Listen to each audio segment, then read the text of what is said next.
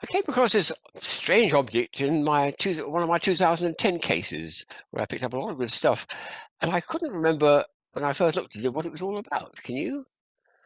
And once I started playing with it, it's obvious what it is, but it's not obvious just to look at, is it? It's so strange.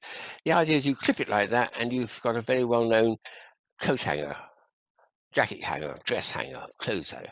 But there's something if you do that, you've actually gone too far, because the first thing you've got to learn to be able to do is fix it to something. Well, it might have a hook there and a hook onto your rail, but it's cleverer than that, because that actually should go round the little round bars you have in the top of your clothes cupboard where it hangs. But how do you get it on? Because the two ends are fixed into the wall.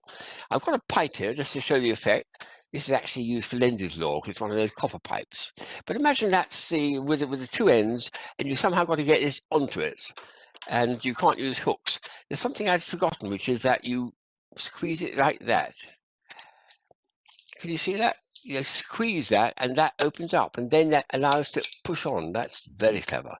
And now you can pull it down and attach your dress, your jacket, your clothes onto it. That's a most ingenious idea and totally whacking bizarre, but you need to have that. Otherwise, you need to have double hooks to get it onto the pipe. You can't just get it on it. You can't go to the end, you see. But that's a very clever mechanism, because all you're doing is squeezing it like that, and it opens up like that.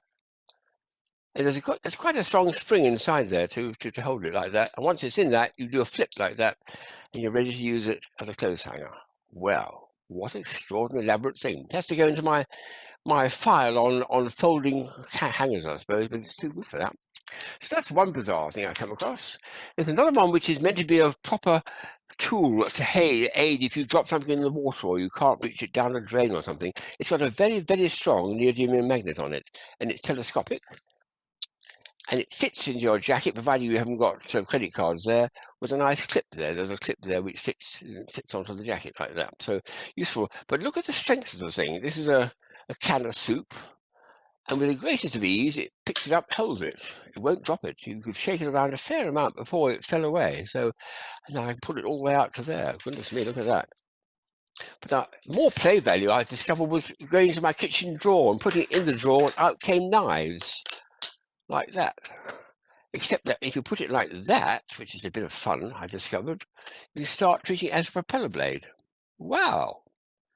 The things you can do with magnets, and this is not what you're supposed to do with it. You're supposed to be using it for retrieving things which have got stuck under drains or something like that. Bit of fun there. So there we are. So you can do things sometimes and make things into toys. Well, as a child would. That's what which is not intended, but they're more fun.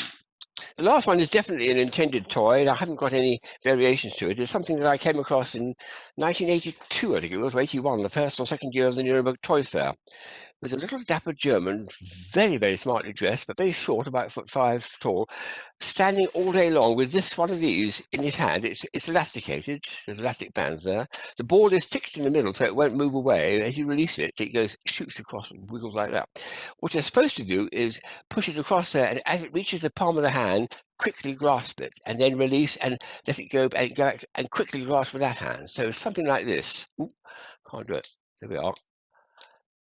But he was able to do it in a most relaxed way, without carrying on conversations, and his hands were completely just on autopilot, and he did it so well and so competently.